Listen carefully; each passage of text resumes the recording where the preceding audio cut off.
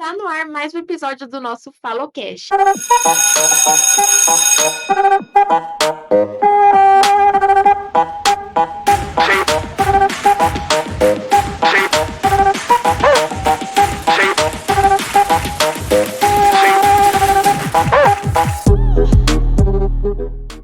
E hoje estamos aqui com o Rafael Colavide, que é professor com repertório sociocultural e itinerários, embaixador e head de captação do Vida, diretor de projetos na Reinventando a Educação, palestrante, mentor e formador de educadores, além de mestre em educação e cientista social. Seja bem-vindo!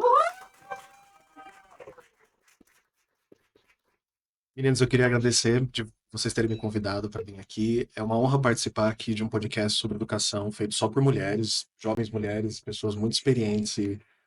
Tenho certeza que vai ser uma conversa muito legal e eu estou à disposição de vocês. Eu já gostei das plaquinhas ali atrás, especialmente aquela transformação. Você sabe, quando a gente fala de educação, normalmente a gente fala em formação.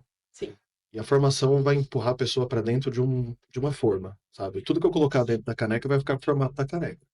As pessoas não são assim, então elas têm que passar por um processo de transformação. Eu já adorei a plaquinha de vocês ali. Obrigada. E eu pesquisei um pouco sobre você, o que você faz, e explica pra gente, pro pessoal de casa, o que é a jornada de herói. Olha, eu sou escritor também. E como escritor, nós temos que aprender, não só a prática da escrita, mas nós temos que aprender sobre escrever.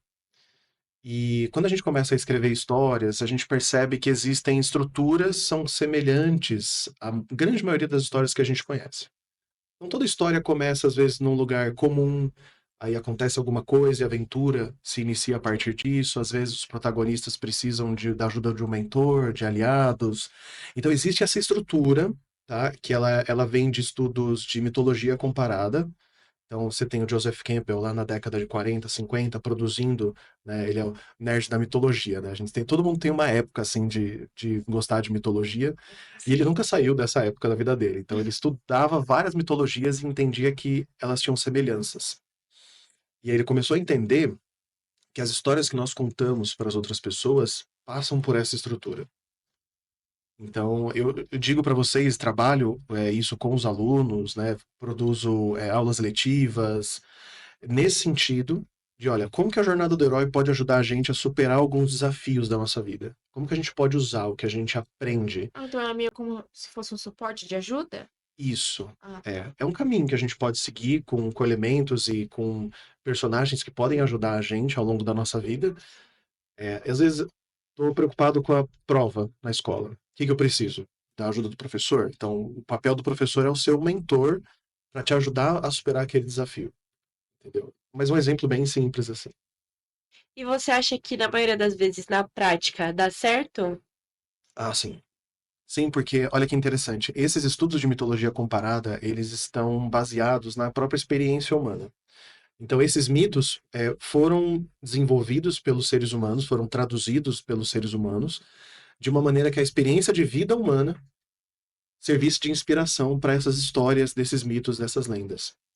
Então, nada mais é do que um estudo antropológico do comportamento humano em sociedade, né, nas relações humanas como um todo, e como a gente exerce papéis sociais com uma pessoa com a outra. E como a gente pode praticar isso na escola? Bom, ah, tendo um educador, uma educadora que conhece, né, os caminhos da jornada do herói, e a gente aprende isso fácil, né? Tem acesso a isso em cursos, em muitos vídeos do YouTube, em livros, né? Tem isso acessível, você não precisa ser pós-graduado em antropologia para entender isso, mas é o professor entender, ou a professora, né, entender de papéis sociais e identificar. Olha, esse aluno agora está precisando mais de um aliado do que de um professor de mentor. Então, às vezes, a gente coloca os alunos para aprender entre si. Porque às vezes o professor fala uma linguagem que o aluno não entende. É, E o professor não percebe isso. às Isso vezes acontece. o aluno é mais jovem, né, querendo ou não, e aí são relações diferentes, né, são épocas diferentes. Isso. E essa sacada de pensar, bom, se um aluno entendeu e ele pode explicar para o outro, talvez seja uma estratégia válida. Com certeza. Porque eles vão falar mais ou menos a mesma língua. Sim. Né? Então, assim, o professor sair um pouco do centro da aprendizagem e mostrar que o aluno tem que estar no centro da aprendizagem. E aí, entender a jornada do herói possibilita a gente a trabalhar dessa forma com eles. Isso é muito legal, né? Porque acho que as pessoas se comunicando, assim, os adolescentes se comunicando, entende mais rápido até. Acho É bem bem legal. mais prático, querendo ou É, não. e o professor entender isso também é muito bom pro desenvolvimento dele, tanto como dele quanto do aluno, né? O professor precisa entender que todo mundo está ali trabalhando com educação por um único objetivo, que é fazer com que os alunos se desenvolvam. Sim. Né? E o desenvolver é tirar o que está em volta da gente, a gente se revelar. Né? Então, Uhum. a palavra educação tem também muita relação com isso na sua raiz e tudo. Então, quando a gente olha para uma postura onde o professor entende que o foco são os alunos e que a gente tem vários caminhos e várias estratégias para fazer com que eles aprendam, esse é um educador que normalmente vai fazer a diferença. E querendo ou não, isso se parece, assemelha, não sei se tá certo falar assemelha, tá certo? Ah, assemelha com o que eu vi também, que é a CNV, que é a comunicação não Violenta. violenta. Isso. E você já viu algum exemplo, assim, de comunicação não violenta nas escolas? Sim, pouca gente absorveu isso na prática escolar ainda. É, eu não vejo a escola ensinando muito sobre isso, que inclusive é algo muito importante, porque Sim. às vezes os alunos tendem a ser violentos, né? Tendem não, né? A escola, e esse é até um tópico, de repente, para a gente aprofundar um pouco, a escola, ela reproduz as relações sociais. Então, quando eu falo assim, a escola prepara para a vida, para. A escola é a vida. Vocês lá dentro da escola, vocês já vivem, vocês já têm as suas relações de amizade, de inimizade, de aprender a conviver com quem você não concorda, né? Isso tudo já é a vida. Só que conflitos acontecem. Conflitos acontecem até com as pessoas com quem a gente gosta e se entende, Exato. É né? convivência, né? É normal. Exato. E a comunicação não violenta, ou a CNV, ela ajuda a resolver essas questões. É uma das ferramentas possíveis, né? Por que que eu gosto tanto dela? Porque a comunicação não violenta, ela fala muito mais sobre a gente, para depois a gente oferecer uma ponte para outra pessoa. Então, para a gente agir de uma maneira não violenta, né, ter uma comunicação não violenta, a gente precisa primeiro entender os nossos sentimentos, as nossas necessidades, para aí sim pedir, posso contar com você para me ajudar nisso? Uhum. Então, Com normalmente é certeza. mostrar uma coisa que me incomoda, né? Tipo, ó, essa caneca tá assim, ela não devia estar assim. Por que eu acredito que ela não devia estar assim? Ah, porque eu gosto da organização assim, assim, assado e tudo, isso dificulta um pouco. Você pode me ajudar a deixar a caneca sempre assim? É um processo simples, mas que oferece para a pessoa uma comunicação em que você não vai acusar ela, você não vai ser violento com ela, você vai chamar ela para uma parceria. Isso faz toda a diferença na hora de resolver um conflito. E por que você acha que a maioria das escolas, às vezes, não introduzem isso? Olha, por falta de formação, os professores eles sofrem com uma falta de formação, sim, flagrante isso, que às vezes você trabalha com colegas e fala, putz, eu tenho um conhecimento que se esse colega tivesse, ele ia resolver o problema que ele está reclamando para mim. Né? Então, assim, a formação constante dos colegas, dos pares, é algo muito importante. E às vezes a resposta está no colega que está tomando café do lado. Ele saberia resolver aquele problema porque ele tem um conhecimento a mais, uma técnica a mais que pode te ajudar. Então, seria investir na formação dos professores, para que eles tivessem ferramentas para trabalhar nesses momentos e para que eles aprendessem a mediar esses conflitos, né? E que se importassem em mediar os conflitos. Mas, por exemplo, tem pessoas que às vezes são mais, querendo ou não, é, raivosas, raivosas, enfim, mais violentas assim, e que talvez seria difícil para elas se adaptarem a isso. Como é que iria fazer com ela, com esse tipo de pessoa? Olha, Bia, a sociedade ela é violenta. Ela tem vários tipos de violência aí, né? A simbólica, a patrimonial, não só a verbal, a física, enfim, né? A sexual. E são coisas que a gente precisa olhar e entender o quanto a nossa sociedade é violenta. A comunicação não violenta é um dos caminhos possíveis, né? Ela nunca vem sozinha.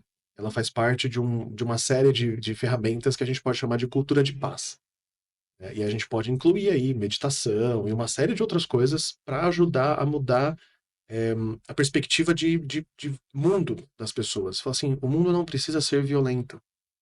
Porque normalmente a gente reage à violência de forma violenta. Nós É, estamos reagindo. ação e reação. Essa reatividade é perigosa, porque a gente não pensa antes de fazer, ou falar, Uhum. ou sentir. Né? Então a gente não está se A entendendo. gente não é racional, a gente é emocional. E Isso. até ser Racional demora um pouco.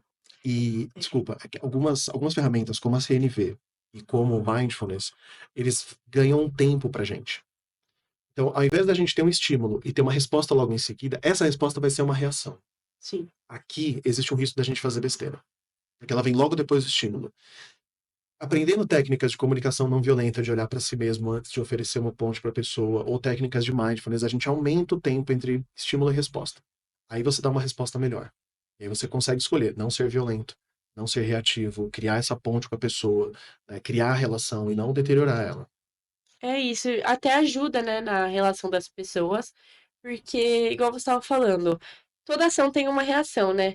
Então, se você falar alguma coisa pra mim, eu vou querer responder logo em seguida, ou até às vezes te cortar. Isso acontece muito nas salas de aula, quando os professores estão reclamando com os alunos, e aí os alunos respondem por É, cima, ou entre os alunos em si, né? entre os alunos, Tudo, e na tudo é maioria motivo, das pra vezes tudo é motivo de briga. os professores não conseguem controlar isso, né? Porque, por exemplo, em escola pública, eu nunca ouvi falar dessas técnicas na minha escola. Na minha antiga escola, que era particular, eu tinha uma professora que aplicava essa técnica de não violência, enfim, conversar com os alunos, ela realmente se importava. Mas agora nessa minha escola, meio que eles deixam passar, sabe? Tem muita briga lá, na maioria das vezes, e o pessoal nunca se entende. E também os professores não fazem nada pra mudar isso.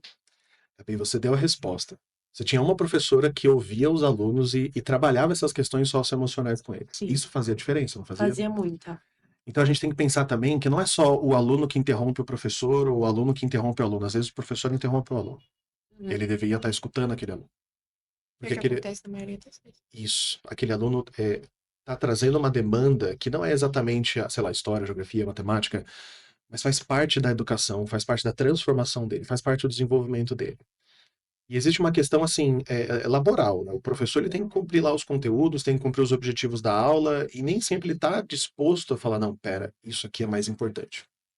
Então, o professor tendo as ferramentas que sensibilizam ele para a realidade do aluno, ele vai falar, não, pera, eu preciso priorizar o que ele está me falando agora, Às né? vezes é o próprio professor que às vezes tem que se tocar, né? Sim, Acho sim. que, ou alguém superior dentro da educação falar, olha, a gente quer introduzir isso, isso, isso, porque com certeza ia melhorar muito a relação e a comunicação, a convivência.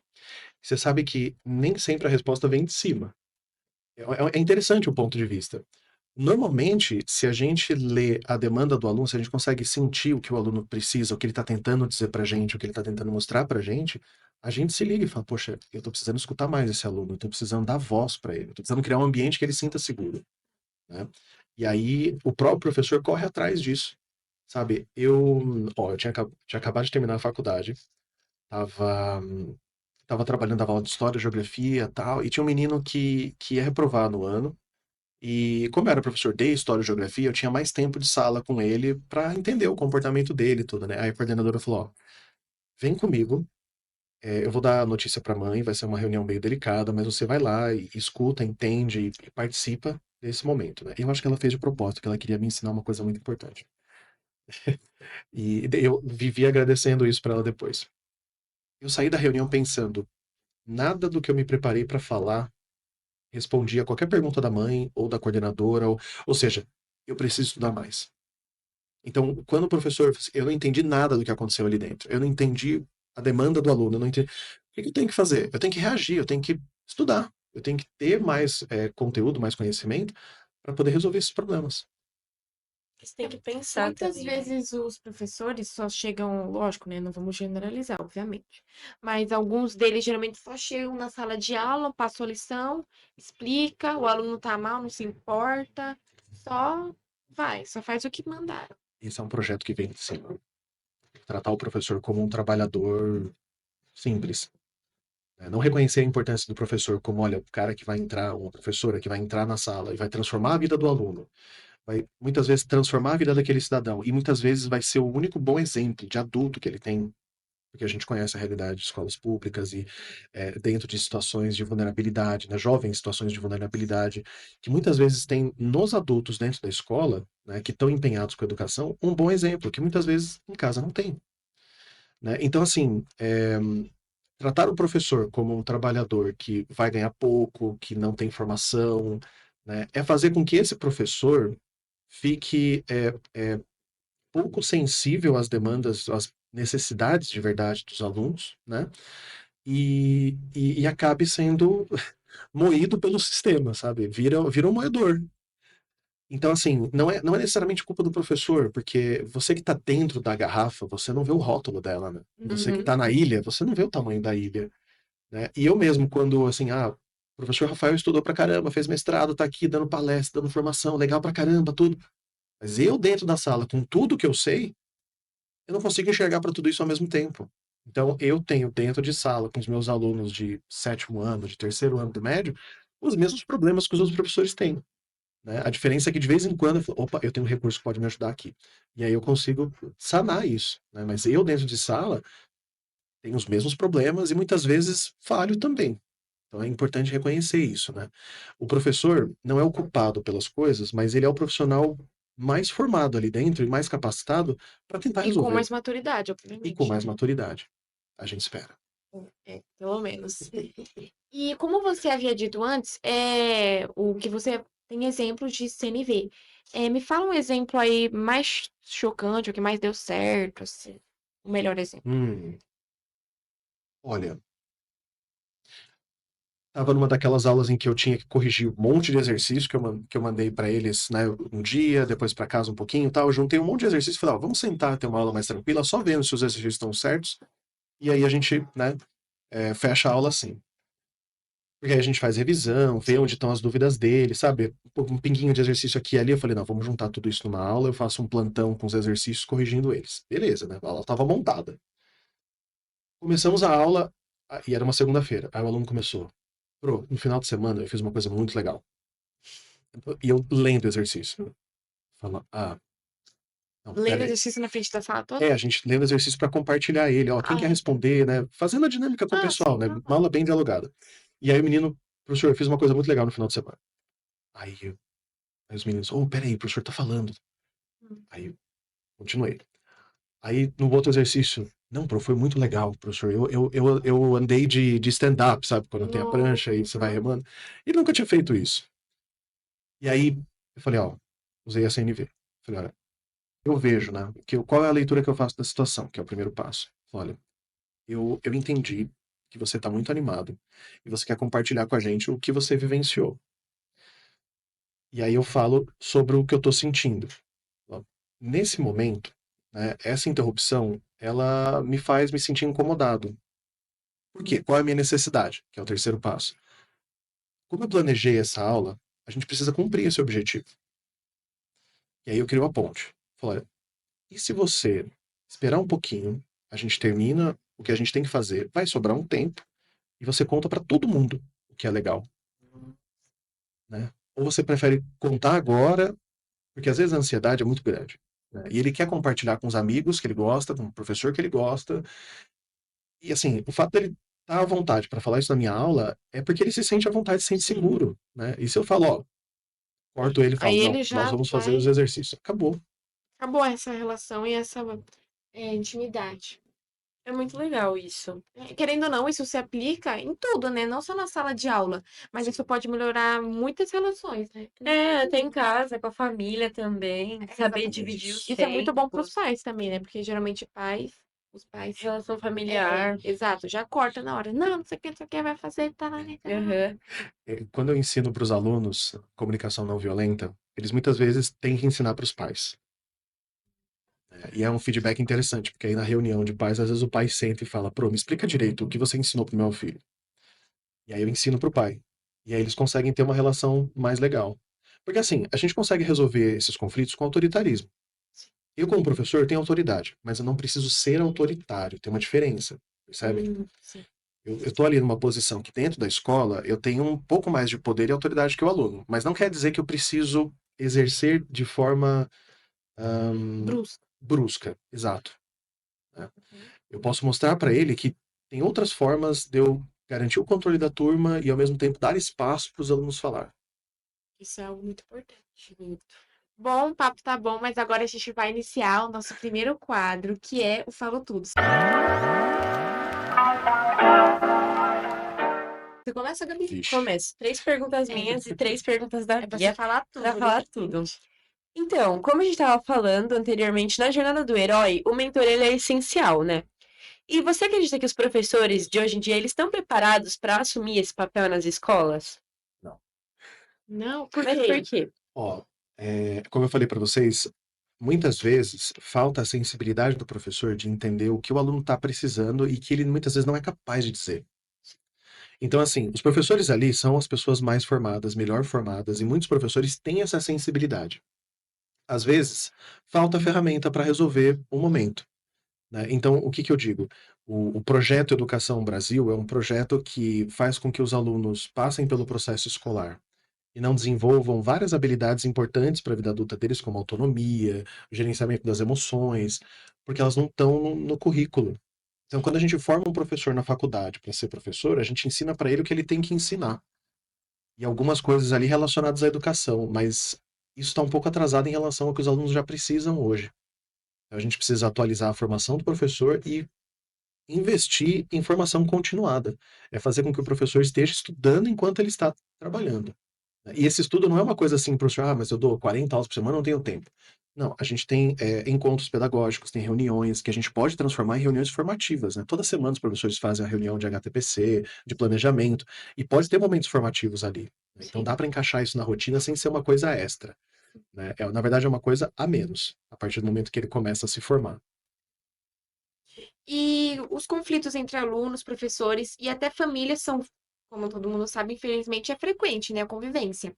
Você já presenciou algum caso que utilizou o método CNV relacionado a algo que ele tentou desabafar sobre a família? Aí é que tá. Normalmente, quando eu falo de CNV, eu que estou aplicando. E, assim, é legal mostrar para os colegas isso, né? Porque aos pouquinhos eles vão entendendo as situações em que eles podem aplicar e resgatam o conteúdo que a gente trocou ali, né? É, e essa é uma coisa muito legal. Eu cheguei a dar uma formação para os meus colegas sobre isso. Porque a gente estava tendo problemas de conflitos na escola. Então, como é que a gente gera esses conflitos? Uma das ferramentas é a CNV. E de vez em quando ele fala, ó, consegui aplicar a CNV e deu certo. E mesmo que você não aplique todos os passos certinho, e nem nessa ordem, mas só de você ter a sensibilidade de querer criar essa ponte, já resolve o problema. Então, na escola, você falou, na escola onde você trabalha, então foi mais ou menos você que conseguiu introduzir esse método CNV tanto para os seus alunos quanto para os professores? Eu apresentei, né, para os colegas e para alguns alunos no momento em que eles precisam, né? Porque no momento que o aluno precisa, ele vai ouvir o que você está falando. Uhum. Ele fala, preciso resolver um conflito, eu falo, ó, vamos sentar aqui. E se a gente tentar fazer desse jeito? Ele, vou tentar. Pô, deu certo. Falei, ótimo. Então, ó, o que você aprendeu é isso aqui, você pode usar para todo mundo. Então, assim, nós precisamos de multiplicadores dessas técnicas, né? É isso que eu estou querendo dizer. Precisamos de multiplicadores dessas técnicas, e para isso a gente precisa de formação. Bom, minha próxima pergunta é: o modelo escolar, ele incentiva o protagonismo dos alunos e coloca eles em papéis mais passivos? Então, eu acredito que se incentivasse o protagonismo dos alunos, os papéis seriam mais ativos. Sério, por quê? Porque a escola ainda é um ambiente, é uma instituição muito conservadora no sentido de entender como transmissão de conteúdo. E é muito mais sobre habilidades hoje, né? Porque assim, o conteúdo está em todo lugar. É, E, no YouTube, no Google. exato. E os jovens têm acesso a isso. Nem todo o conteúdo que está disponível do jovem está adequado com metodologia científica, é a versão, a explicação mais próxima do real. Mas na escola, ele além de ter os conteúdos que são verificados por metodologias científicas, ele também está desenvolvendo a habilidade de curadoria, de entender, olha, esse conteúdo serve, esse é arriscado eu me basear nele. Então ele está desenvolvendo habilidades. Todos eles desenvolvem habilidades. E essas habilidades são muito importantes, porque o conteúdo, de novo, agora o conteúdo está em todo lugar. Né? Mas as habilidades não. Então a gente precisa que a escola seja um lugar de desenvolvimento humano. Não só um lugar onde a pessoa vai para ter o conhecimento. Porque senão a gente está falando do século XVII. O conhecimento está só na universidade. É, Eu vi um curta ano passado, quando eu estudava na minha escola antiga, eu vi um curta que era os bonequinhos, né, em formato de alunos, eles iam pra escola, aí só iam, acordavam cansados, iam pra escola, aprendiam, voltavam pra casa, como se a escola não fosse uma coisa assim, que você tivesse vontade de ir realmente, sabe? E aí eles só iam, voltei pra escola, fui pra escola, voltei cansado, dormi, acordei, fui pra escola, voltei cansado. E eu ficava nesse ciclo. Olha, a gente está cutucando um vespeiro aí, porque tem um autor que eu gosto muito de estudar ele, que é o Foucault, e ele enxergou como que escolas, quartéis generais, hospitais e prisões se parecem muito. A gente fala É, muito disso aqui, uma, muito. a maioria deles falam muito, muito disso. E fala que, tipo, por exemplo, um hospital, tudo mudou. Tudo mudou. Hospital, shopping, loja, casa, tudo muda. E a escola não. A escola tem sempre o mesmo método, tem sempre a mesma estrutura, inclusive que é parecida com uma prisão. A gente entra lá, fica. Tem A gente não pode grade, sair, não tem pode sair, grade nas janelas, a gente fica dentro tem da hora do banho sala, do sol. Tem compartilhando. hora do banho de sol. Compartilhando a sala com um monte de gente, e depois a gente sai pro nosso banho de sal e depois é isso, só E não tem. volta. Mas aí é que tá. Por isso que eu falo que nem tudo ali é de responsabilidade é o que tá na alçada do professor. Nem tudo o professor consegue resolver ali. Por quê? Muitas vezes os alunos falam, deixa a gente sair 5 minutos mais cedo pro intervalo, né? Aí eu falo pra eles, olha, eu não sou o carcereiro dessa prisão.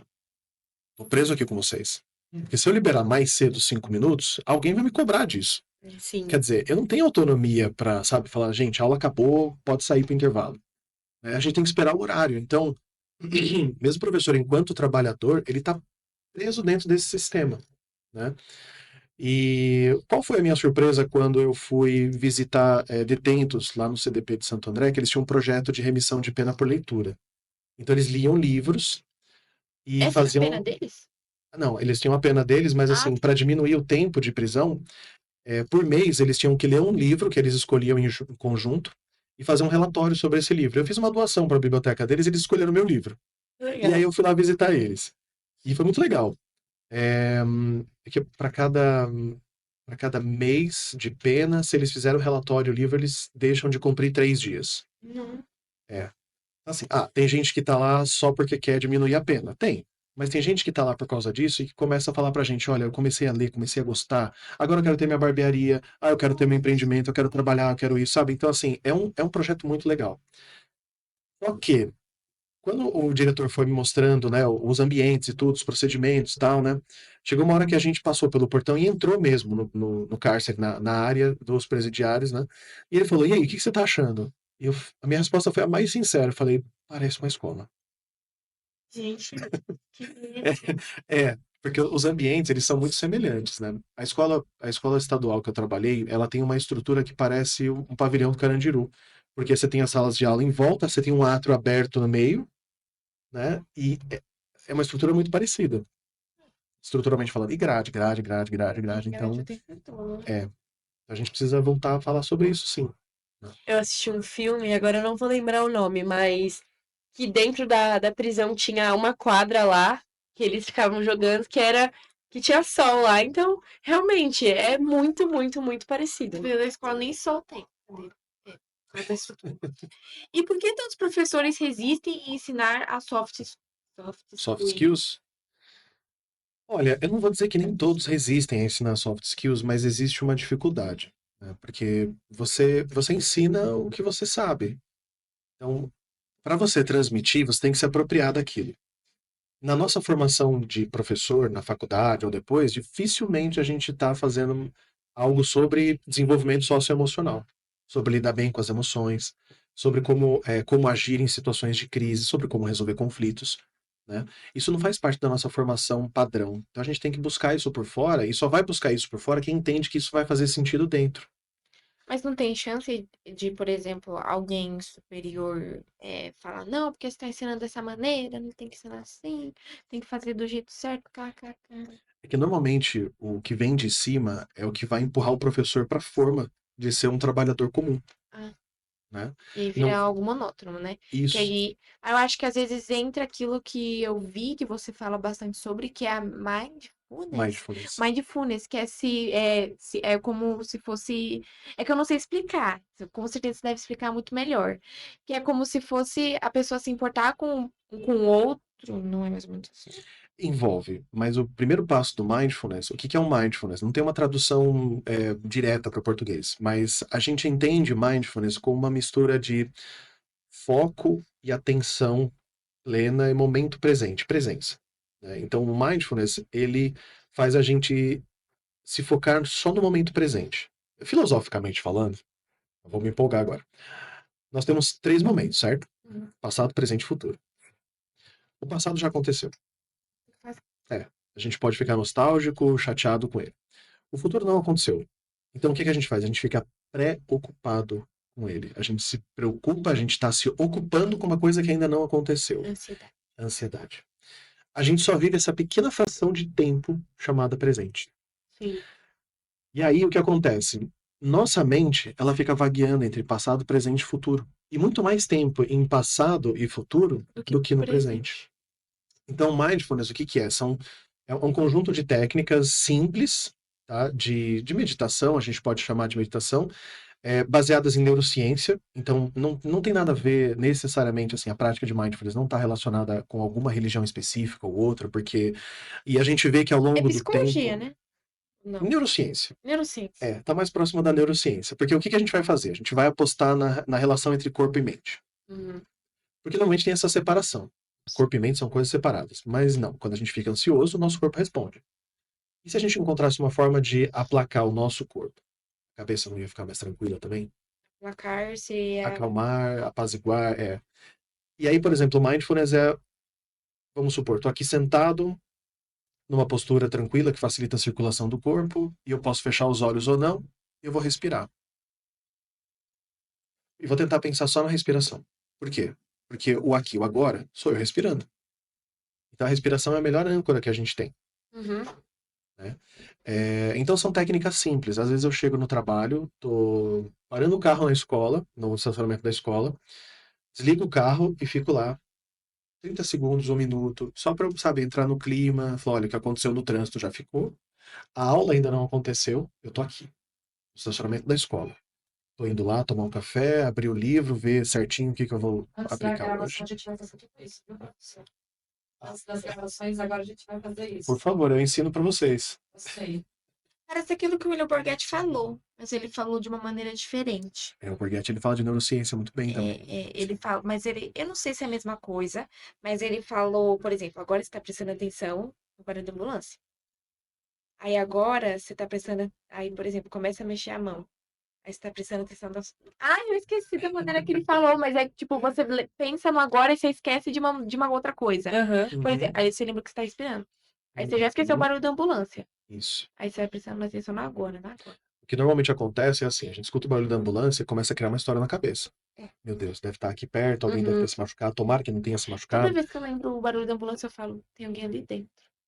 Isso. Desde E aí, a nossa mente foi sequestrada por esse momento que a gente não controla, que não tem a ver com o nosso presente, né? Então o mindfulness ele ajuda a gente a voltar para nós mesmos, para o momento presente, para agora, que é o único momento que realmente importa. E é bom, você acha que é bom os professores eles aplicarem isso no dia a dia deles? Se a gente pensar o quanto o mindfulness me ajuda a lidar com a minha ansiedade, ou com o meu cansaço, com a minha exaustão, né, com o meu burnout, que de vez em quando ele dá alguns sinais assim, né? Todo final de ano a gente tem a dezembrite, né? De uns tempos para cá a gente tem a dezembrite e a novembrite. De uns tempos para cá. É o momento em que o professor ele tá muito cansado, muito exausto, e que ele começa a imunidade, ele começa a ficar mais cansado, começa a ter uns lapsos, às vezes, de memória, Isso é né, só com o professor? é com profissões que têm muita exaustão física e mental. Então, enfermeiro passa por isso, controlador de tráfego aéreo, de torre de aeroporto passa por isso, né, controlador de tráfego de trem passa por isso. Né, porque a gente tem a todo momento prestando atenção em tudo para tentar fazer o nosso trabalho. Tal. Então, esse cansaço vai acumulando. Né? E aí tem professor que desenvolve depressão, tem professor que desenvolve ansiedade, tem... Aí eu passei um perrengue durante a pandemia por causa disso. Estava num lugar ruim e passei por situações que eu não me sentia seguro. Eu tenho asma, imagina. Nossa, Né? Não podia. usar máscara. Não é nem isso, se eu pegasse a doença, não tinha nem vacina. Né? E como eu tenho asma, eu tomei a vacina, inclusive, antes que todo mundo, né? Porque eu sou grupo de risco. Então, eu entrei na frente de todo mundo. A brincadeira que eu faço assim, quando eu vou tomar a vacina da gripe no posto, eles perguntam, falam assim, você tem alguma comorbidade? Qual é a sua profissão? Eu falo, sou professor, eu tenho asma. Eles me passam na frente de velhinha. Fala, Nossa, esse cara precisa da vacina rápido. e Não, não. é brincadeira, é exagero, né? Mas eu estou em dois grupos de risco, né? Tipo, um profissional que trabalha com muitas pessoas ao mesmo Sim. tempo, a gente está muito exposto, como se fosse alguém que trabalha em farmácia, por exemplo, né? É mesmo. E a gente tem essa questão do estresse mental, do desgaste mental, que no final do ano sempre pega. Então, meu medo era sentar aqui e esquecer tudo que eu tenho de educação na cabeça, porque, meu Deus, como é que eu vou responder elas? Porque a gente tem esse Dá um receio, assim. branco assim na Isso. cabeça. É. No final do ano, o professor só quer. Porque o professor tem vezes que ele tem que estar na escola até mesmo sem os alunos lá, É, né? nossa. E aí sobrecarrega muito. Aí no final do ano, o professor só quer tirar uma férias, ir pra É. praia, esquecer dos alunos, Aí de ele tudo fica, quanto é não, a outro. aula tá liberada, não tá contando falta. Ah, mas os alunos Pode. encontram a gente, onde a gente estiver. Ai, Isso não é. verdade. Imagina, esses dias eu tava renovando a carteira de motorista ali, a moça tava pegando minhas digitais, né? Apareceu uma cabeça assim. Mano, Você é o professor Rafael, né? Aí eu ele olhei. não tem paz em nenhum lugar. Não, tá lá renovando a carteira e do nada na cabecinha assim, é um filme de terror. Às vezes você pega o avião, viaja 4 mil quilômetros em alguma direção, você chega lá, e aí, professor? Mas assim, pra mim, eu gosto. Porque assim, isso mostra que criei uma boa relação com os meus É, alunos Sim. e que eles se sentem à vontade para interagir comigo onde quer que a gente esteja, porque eu sou a mesma pessoa dentro e fora da escola, né? Eu não vou fechar a cara se um aluno vier falar comigo, ou se, não, muito pelo contrário, né? Porque se ele veio falar comigo é porque alguma coisa de boa ali a gente criou um com o outro. Então eu fico feliz quando isso acontece, né? Então às vezes é um dia ruim, mas eu encontro um ex-aluno que vem me dar carinho e tal, falo, pô, perfeito. É isso que a gente tá precisando. Se a gente vê um professor chato na rua, eu vou querer me esconder. Eu Dele. vou Vou nem dar oi, eu vou falar, ele tá vou me vindo na... esconder pra ele não me ver e eu não precisar cumprimentar. ele tá vindo na rua que eu atravesso a rua e pronto. Às vezes esse é o que mais precisa de um abraço. Ixi, Sério? a nossa Enfim. Jean. Opa, Quase que eu... opa. Próxima pergunta. A gente sabe que o nosso sistema educacional ele é focado mais em notas e nos resultados. Então, meio que deixa um pouco de lado o processo, né? Uhum. E por que que, mesmo com tanta demanda do protagonismo do jovem nas escolas, você acha que as escolas ainda têm dificuldade de inserir esses três tópicos que a gente estava falando? Essa é aquela questão que eu vou apontar uma falha ali, né? De pensar que a escola prepara para a vida. Porque se o nosso mundo do trabalho, nós somos cobrados pelo resultado, né? E é muitas vezes cobrados pelo resultado independente de como a gente alcança esse resultado, né? Se é de uma forma correta, ou, sei lá, ilícita, ou de repente criando atalhos, né? Dando um jeitinho. Nós somos cobrados pelo resultado. Aí você fala, poxa, enquanto isso não mudar, a escola não vai mudar, porque a escola está preparando para esse movimento. Só que ao mesmo tempo, é na escola que a gente consegue criar uma geração que vai pensar diferente, que vai sentir necessidades diferentes e que quando chegar no mercado de trabalho, vai exigir essas mudanças. Então eu vejo muita gente no mundo corporativo, por exemplo, né, os novos jovens que estão começando a trabalhar em escola, que a gente chama de geração, às vezes né, nem trabalha nem estuda, mas os que estão efetivamente lá com a gente, eles têm necessidades diferentes da gente, né? Então eu vejo jovens que às vezes têm uma rotina de trabalho muito cansativa, eles falam, eu não preciso disso, né? Dinheiro tem em todo trabalho, tem em todo emprego. Por que que eu estou nesse emprego que está me fazendo mal? Só que uma geração atrás, a gente fala, não, eu vou aguentar firme, porque é isso que paga as contas, sabe? Então são posturas diferentes. E a gente está encontrando esse choque de posturas hoje no mundo do trabalho. E a gente olha para a escola e fala, opa, o que que na escola tem de diferente? São os alunos e as demandas deles. E o que continua igual? A estrutura de pensar só em resultado. Então a gente está vendo esse choque agora. E a escola, ela ensina a gente a resolver equações, fórmula de Bhaskara e tal, que querendo ou não é algo importante, mas na vida a gente vive muitos conflitos. Uhum. E ensinar sobre isso não deveria deixar de ser atividade extra? Sim, poderia estar incluso em todos os educadores que tivessem as ferramentas para trabalhar com os alunos, para mostrar para os alunos, né, que não só como adulto, bom exemplo, mas ter as ferramentas para ensinar os alunos a resolverem esses problemas por si só. E mesmo quando a gente fala de equação de segundo grau, Bhaskara e tudo mais, isso é importante, né? Sim. Eu sou formado em ciências sociais, então dou aula de história, geografia, sociologia e filosofia. Aprendi a dar aula de xadrez. Dou aula de mindfulness. Fiz mestrado em educação. Estudei por que que os jovens não querem ficar na escola, por que que tem evasão e tal. Mas para que que eu uso o que eu aprendi em química? Eu nunca queimei o molho de tomate. Você tá fazendo uma macarronada, certo? Sim. O molho de tomate ali, às vezes, ele vai ficar ácido. Às vezes, você vai deixar ele muito tempo no fogo, ele vai perdendo a água, ele vai virando só a pasta. Então, o conhecimento que a gente tem de química na escola, por exemplo, ele não está aplicado a muita coisa. Mas quando a gente absorve aquele conhecimento e precisa aplicar ele a alguma coisa, a gente tem uma certa, não digo vantagem, mas a gente tem um certo conforto de saber que aquele conhecimento dá segurança pra gente. Então, o mínimo que eu conheço de química me faz ir para a cozinha e experimentar e errar muito pouco. E aí entra aquilo que um professor um dia veio aqui e disse, o porquê da gente estar aprendendo aquilo. Que ele falou que ele prefere primeiro ensinar o porquê que ele está aprendendo e depois fazer realmente a formulazinha. Por exemplo, ele ensinar física. Aí ele fala, o tema da aula dele é como não bater o carro. Que aí o aluno vai se interessar e aí vai, querendo ou não, aprender de uma forma mais fácil. Mas você sabe que mesmo eu, quando ensino geografia, eu falo para eles: para que você vai usar a geografia? Para que a geografia serve? E a resposta que eu dou para eles é assim: a gente não sabe. Mas quando a gente precisar da geografia, a gente tem que saber. Vou dar um exemplo. Ó. Eu dou alguns exemplos para eles ali. Né?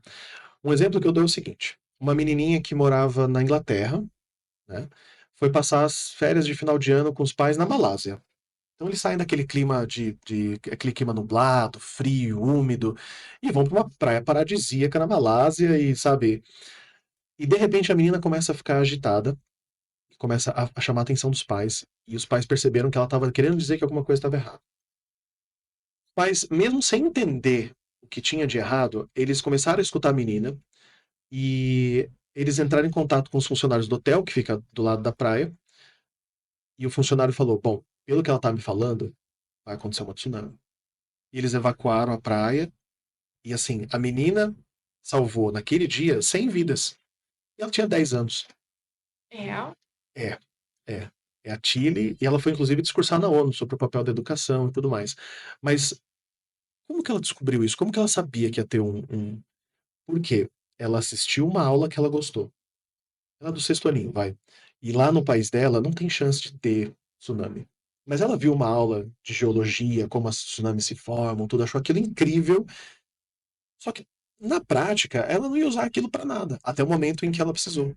Uhum. Então, às vezes é difícil começar a falar para o aluno: olha, você vai usar isso nesse momento. Uma hora ou outra pessoa vai usar, né? A pessoa tem o quê? Uma vida toda. Sim, mas às vezes o cara fala assim: olha, eu tenho epilepsia, nunca vou poder dirigir. Então, por que que eu vou aprender sobre o. Entendeu? Como não bater com o carro. Isso é importante, a gente explicar o porquê. Mas é importante também saber que assim, você não vai usar só para aquilo, e você talvez descubra novos usos para aquilo.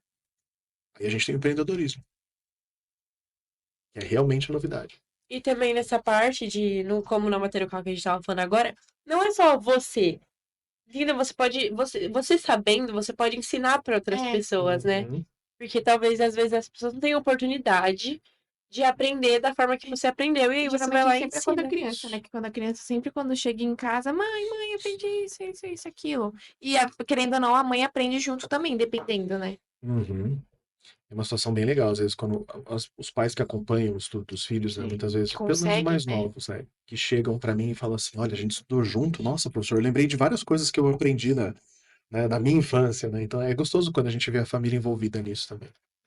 Bom, agora a gente vai pro nosso segundo quadro, que é Uhum. a placa fala. Aqui nós temos 5 placas, não precisa ser às cegas, tá? Você pode escolher normal, pode ver e Uhum. escolher qual você prefere falar sobre o assunto. Ah, essa aqui é legal, peraí. Deixa eu dar uma olhada nessa aqui também. Ah, essa aqui a gente já falou, essa aqui a gente já falou. Querendo ou não, a gente sempre É, fala, é legal. engloba e fala sobre tudo. Ó, eu gostei muito dessa. Protagonismo juvenil. É. E eu queria aproveitar e Ah, até mostra ali pro pessoal. aqui, ó. Essa é uma hora importante. Você que está assistindo o podcast, tá na hora de eu fazer uma denúncia aqui. Ixi. É, temos um problema, uma crise, na geração que está agora estudando, que é assim. Eles estão vendo muita gente ter sucesso no mundo do trabalho sem necessariamente ter estudado. Muito bom. Muito bem Isso, colocado. Palma. isso, Inclusive, a gente vai. Eu não vou falar nada. não. Não, isso não é nem para biscoitar a gente, vai biscoita a gente, tá bom? Por favor. Dá like, compartilha, por favor. Porque agora é, ó.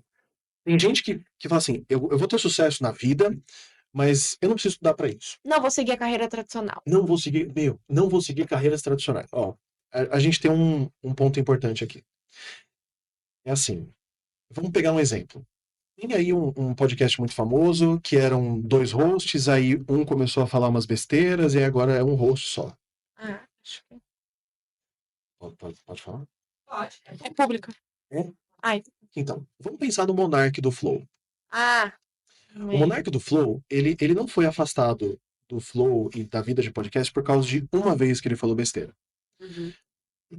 E o Monark é uma dessas pessoas que já deu declarações públicas, inclusive nos podcasts, que assim, eu não estudei muito, né? O ensino não era muito legal. Legal, o ambiente escolar realmente é um ambiente desafiador, não é muito legal. Mas você acreditar que, olha, eu vou ter sucesso sem necessariamente ter estudado, ter me formado para isso, a gente cai numa armadilha muito, muito perigosa. Porque na hora em que o Monark foi cobrado de saber o que você aprende na escola, para não falar besteira, ele não conseguiu. Nós, educadores, falhamos com ele na hora da escola. Sim, o sistema falhou com os professores e com Porque não ele, teve uma atenção especial. por exemplo. E talvez não deu voz para entender o que aquele cara precisava aprender um pouquinho ali e aqui para desenvolver a razão em relação a um assunto ou outro. Então, assim, é o que eu falei: dinheiro tem em todas as profissões. Mas, em um momento, a sua falta de conhecimento vai te cobrar. Vai E é bater nessa hora, vai bater na porta, e é nessa hora que você não vai bancar todo o sucesso que você tem. Não adianta, tá? E outra, você não tá só na escola, de novo, para aprender conteúdos, você tá para se formar como pessoa, para se transformar. Se você não se transformar como pessoa, você tá no mundo do trabalho muito mais conduzido do que conduzindo. Você não vai ser o protagonista da sua jornada. Você não vai ter um projeto de vida. Né? Porque no momento que você pensa em projeto de vida, tá falando, eu quero aquilo para minha vida. Eu quero ser, sei lá, médico cirurgião do miocárdio. Beleza. Se o cara quer fazer isso, se ele já descobriu, maravilha. E se ele mudar de ideia, também perfeito. Mas a partir daquilo você vem traçando os pontos. O que eu preciso fazer hoje para me aproximar desse sonho, desse objetivo? Então você vai traçando as estratégias, vai traçando o caminho. Muitas vezes a gente fala, isso aqui tá dando certo, isso aqui tá dando certo, vou investir nisso. Mas você não planeja isso. Vai chegar lá na frente, vai fazer falta. Ou você vai ser um trabalhador mediano, ou você não vai ter o sucesso que você espera, porque você não planejou, porque você não se desenvolveu. E isso na escola é o que tem que acontecer. Então, assim, você não está só na escola para aprender matemática, português, xadrez. Você está na escola para desenvolver ética, para saber conviver com as pessoas, para saber conviver com o diferente e o que você aceita vindo das outras pessoas, né? Porque aí a gente entra no paradoxo da tolerância. Se a gente tolerar quem é intolerante, a gente está perdido. Essas pessoas intolerantes, elas vão tomar conta, né, da situação, Uhum. tomar o poder e a gente não vai ter mais tolerância, porque a gente tolerou eles. Isso na escola a gente tem que pensar, tem que parar e tem que pensar. Olha, a gente pode conversar com todo mundo, mas tem um limite. Por isso que a escola introduziu novos itinerários, né? Formativos, como projeto de vida, educação financeira. Só que às vezes eu acho que, como muitos alunos vêm aqui reclamar, eu acho que ele pode ser introduzido e ensinado de uma maneira errada por profissionais que, infelizmente, eles só colocaram lá e eles não é a formação deles. Olha que interessante, né? Os itinerários, eles surgem dessa queixa. Por que eu vou usar o que eu estou aprendendo? Então vamos colocar na prática. Vamos aprender projeto de vida, vamos aprender, o que mais que você falou? Educação financeira. Educação financeira. Isso é muito importante, porque você vai financiar coisas na sua vida, você vai tomar conta da sua casa na vida. Eu não tive isso. De vez em quando a gente passa um perrengue ou outro e fala, me faltou essa educação aqui. É, mas, ao mesmo tempo, quem é efetivamente formado para isso? Porque nem todo professor de matemática vai conhecer bem de educação financeira. Né? Nem todo professor que conhece CNV, por exemplo, vai saber de projeto de vida. Então, não é só criar os nichos, encaixar os professores. Você tem que saber quem está capacitado para aquilo. De novo, a gente volta no ponto da formação, que é a minha bandeira.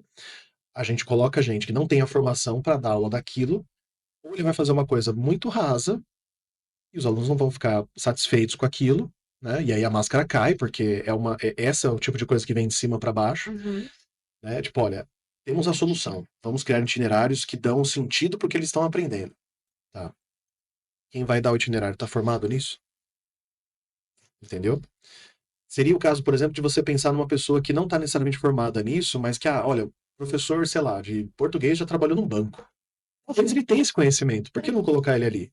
Né? Então, e normalmente, às vezes, fulano perdeu aula, ciclano perdeu aula, então vamos dar os itinerários para eles.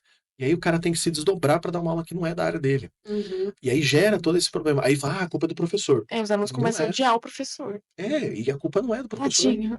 Entendeu? Exatamente. Realmente. É bem importante, né?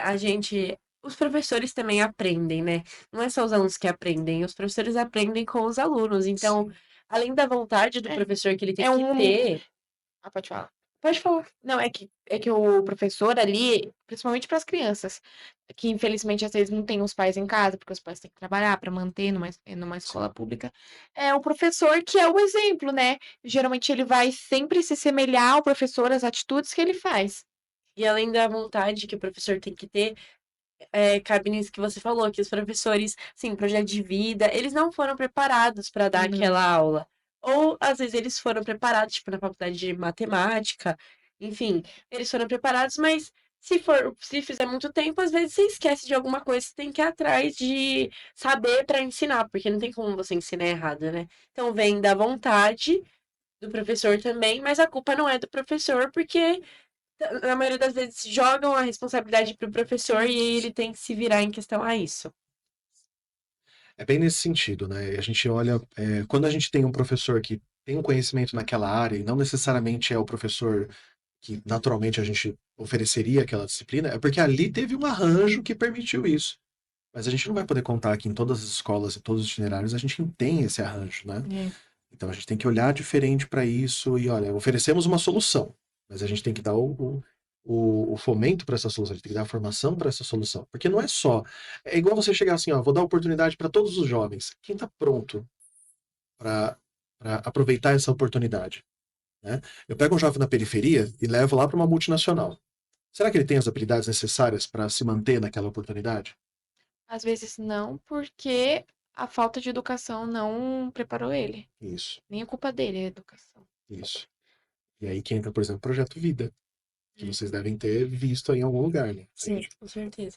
encontra esses jovens na periferia e vai formando eles em habilidades socioemocionais, soft skills e outros quesitos de empregabilidade, então como cuidar de rede social, como fazer currículo, como para que ele tenha uma oportunidade, esteja pronto para bancar aquela oportunidade. Exatamente. Bom, o nosso podcast, felizmente, está chegando ao fim. A gente gostou muito.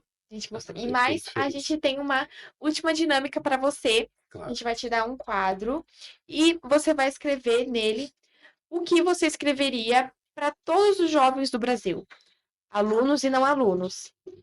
Eita, Ups, voltando para que infelizmente, o como que a gente vai escrever para os jovens do pode ser Brasil. uma frase, um Enquanto você escreve, texto. posso te fazer uma pergunta que a gente estava Por conversando favor. sobre o repertório sociocultural? Sim. Qual você acha que é o maior desafio, assim, para incorporar a diversidade cultural na escola?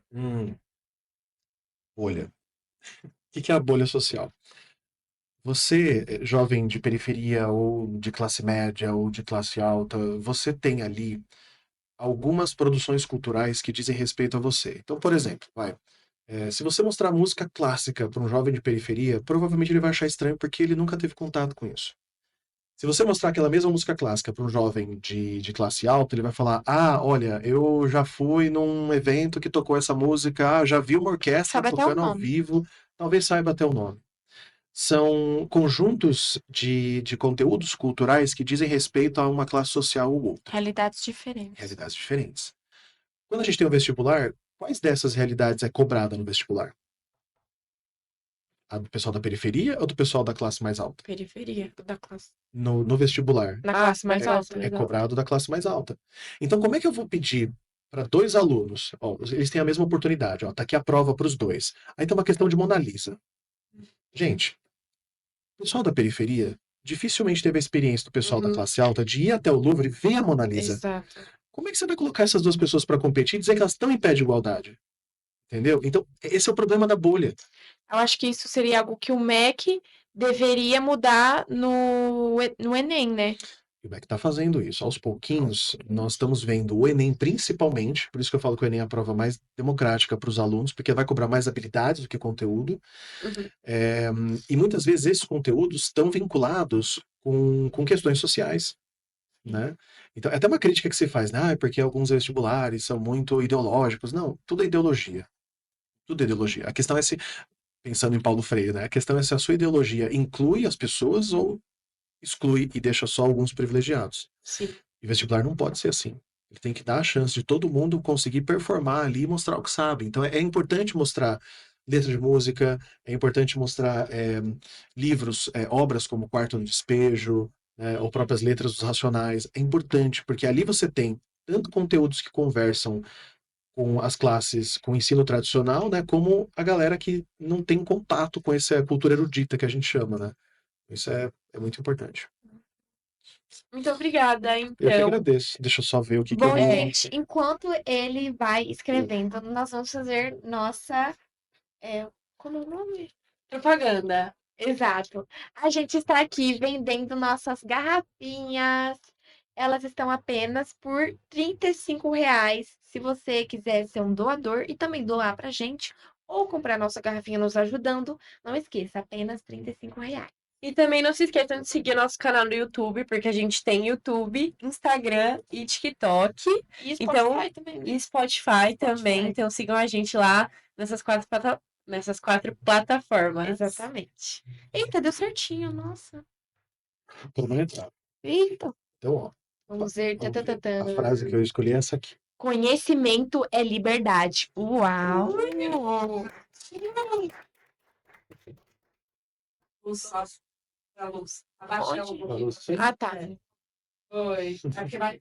Ah, perfeito. Conhecimento é liberdade, prof. Rafa. Sabe por quê? As pessoas falam que conhecimento é poder. Eu acho que as pessoas. Eu acho não. Eu acredito, por tudo que eu já vi, e as pessoas usam conhecimento para ter poder sobre quem não tem. E quando você tem conhecimento, você é livre para não ser enganado pelas pessoas. Aí entra aquilo que você falou do exemplo do monarca, né? Exato. Aprender, ter conhecimento é a única coisa que não podem tirar da gente. Com certeza. É a única. Porque dinheiro, bens, posses, Infelizmente. tudo. O conhecimento é a única coisa que a gente não pode perder. Então, quanto mais nós tivermos, mais liberdade nós temos para viver, buscar nossos sonhos, não sermos enganados. E mais longe chegar, né? E mais longe. Exatamente. Bom, muito obrigada novamente por você ter vindo. O que você achou? Eu que agradeço. Nossa, eu adorei o papo com vocês. Obrigada, a gente também adorou. E é isso. E se você é um especialista ou um aluno, e se você é um especialista ou um aluno e quer ser entrevistado, não esqueça de entrar no link do nosso Instagram, entrar no Forms e acessar os seus dados. Acessar não, colocar os seus dados. É igualzinho eu fiz. É igualzinho o professor Rafael fez, viu, gente? Ele se inscreveu, colocou os dados deles e hoje ele está aqui. E é isso, um beijo, tchau!